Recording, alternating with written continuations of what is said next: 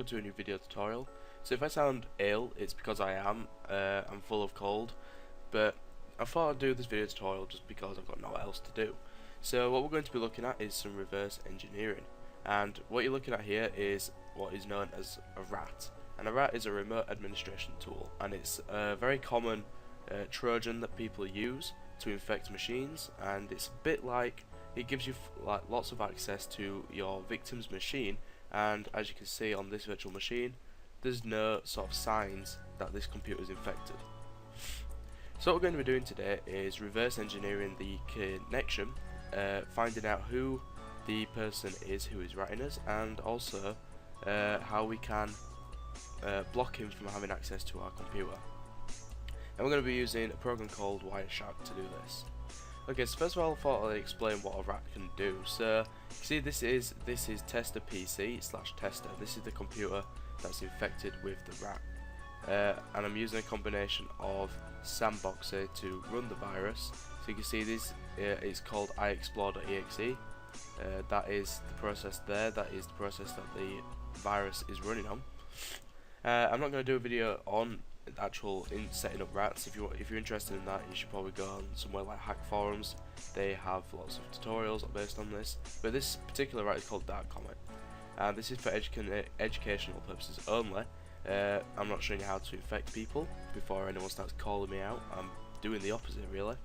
So if I click on this, I can open up the desktop, and it shows me a remote desktop of that machine that I've infected, and the user can't tell that I'm looking at his screen right now. So you can see it's all in double view here, but the guy who is watching doesn't actually know that I'm watching. And it's got a keylogger on it. It's got all kinds of things you can do. For example, I can open up if I think of where it is, I can open a message box, for example, and I'm just going to type it in hello, and I'm going to send it, and you can see that the message box will pop up. There you go, Dark Comet RAT, hello. So that basically gives you an insight to what this is, but we're not even using this machine today. This is the machine we're working on today. So this is my testing PC that I use to find out if things are viruses or not, and it has Kane and Abel installed. I don't know if I said that properly. CyberGhost installed, Wireshark installed, and Sandbox installed. Because the Sandboxy, I'm going to have a video tutorial on that's more in depth, but basically it protects you from viruses actually staying on your system. So if I close off Sandboxy now and task kill all this, the virus won't be able to actually stay on my system. So you can see it's closed on its own. I think it has anyway. Let's just see. Yeah, so I need to reopen the virus because it has like a lockout. Okay, so I'm going to, first of all, you need to download Wireshark. The link will be in the description. You'll also need to install WinCap, which will also come with the Wireshark installation. You can get that from the link in the description. And the most common thing about RATs is that the people who do it use no IP as the DNS name, which basically hides their IP address. So it makes it so if their IP address changes, they don't lose all their infections. So they can carry on doing it even though their IP address has changed. And it also hides what port and IP and their IP address. But, well, there's always ways around that. So this is the virus here, and if I run this sandboxed, you can see that it's popped up here saying that I've got a new infection. So the testing PC is back on Dark Comet now, you can see there. And I'm not going to go back to this machine now, we're going to just get on with the tutorial. So first of all, we're going to just do Windows key and R and open up CMD and type in ipconfig. And we're looking for the IPv4 address, which is 192.168.0.112, and that's going to be, we're just going to keep that open so we can refer back to it. And we're going to open up Wireshark, and that's not Wireshark, that's Calculator. I'm going to open up Wireshark.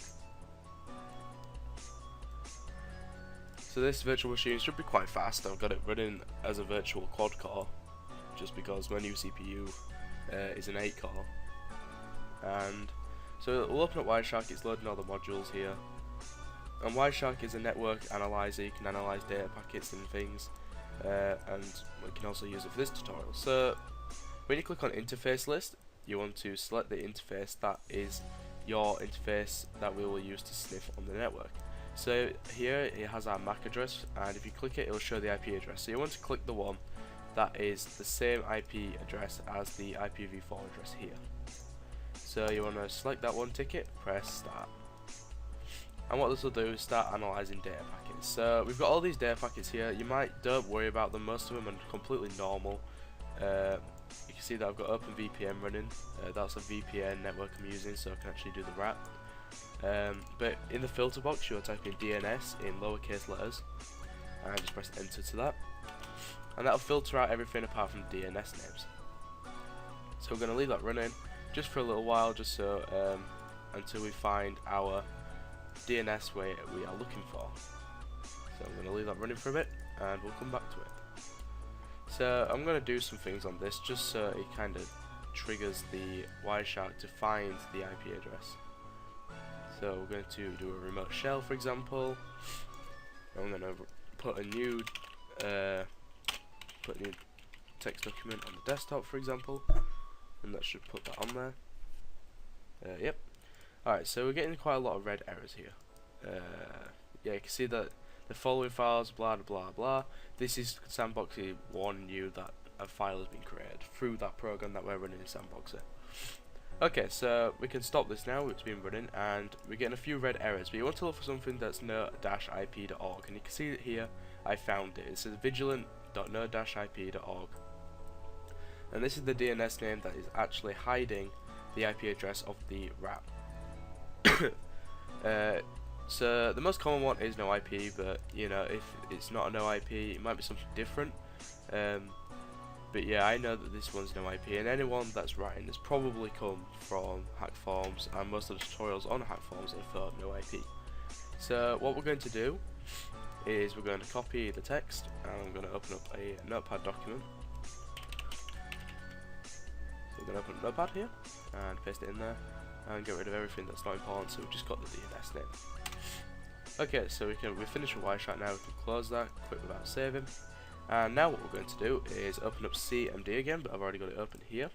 And we're going to do netstat, which is network statistics -n, which will start listing all the ingoing and outgoing IP addresses. So you can see that all the foreign IP addresses are here. And what we're going to do now is definitely close this down, so it's not going to do that. We're going to ping this DNS name here. So do vigilant.no-ip.org. We'll get an IP address. So you can see that it's 5.254.106.227, and we can see here that it's 5.24. So that we've got a IP address here.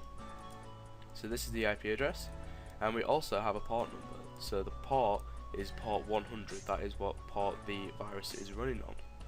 So what we could do now is we can copy this, and if we go to computer, the C drive, go to Windows, and go to System 32, go to Drivers, go to etc, and we're going to drag the host file onto our desktop, press continue to the warning, and we're going to open it in Notepad like this. So then, you can see this is something that I tested with before. We'll just get rid of that for now.